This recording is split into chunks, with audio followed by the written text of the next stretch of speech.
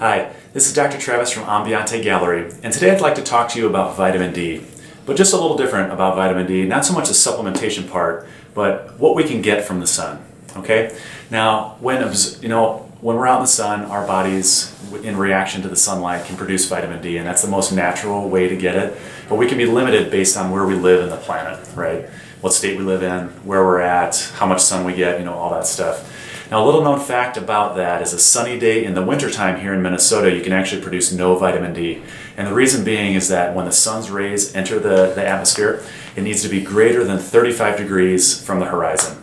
Now in Minnesota, that's pretty much from like October almost to the end of March, where you cannot synthesize any vitamin D no matter how much sun exposure you have, no matter what time of the day, okay? So that's like half the year where we need to get it from other sources, and supplementation is the best way to do that. Just remember with supplementing, you always got to take the vitamin D with food because it's a fat-soluble vitamin, which is very important. That means you can't absorb it unless it's attached to a fat molecule. Okay, so keep that in mind. Now getting back to the synthesizing of vitamin D from the skin. So when the sun hits the skin, it goes through chemical processes and changes that will release this vitamin D molecule into the blood, and it's called 25-hydroxyvitamin D, okay?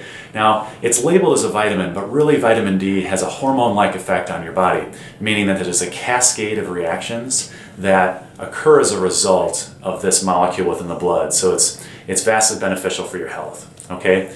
Now, with that being said, depending on the time of the day, depending on the tone of the skin, all of those factors are involved into how much you can produce in a given day. You want to strategize that based on safe sun exposure, typically anywhere between 10 and 15 minutes in times of the day when the UV index is not too high. Generally, from noon to 2 during the heat of the summer is the time you want to avoid the sun because the intensity of the rays are just so much that you have a greater chance of damage at that time of the day. So there are apps out there that can help you monitor this. Typically, blood tests in the fall and in the spring really help with staying on top of the management throughout the year. So with some strategy, you can really optimize those levels. And as a Minnesotan, it's really beneficial for all of us to pay attention to vitamin D. Thank you.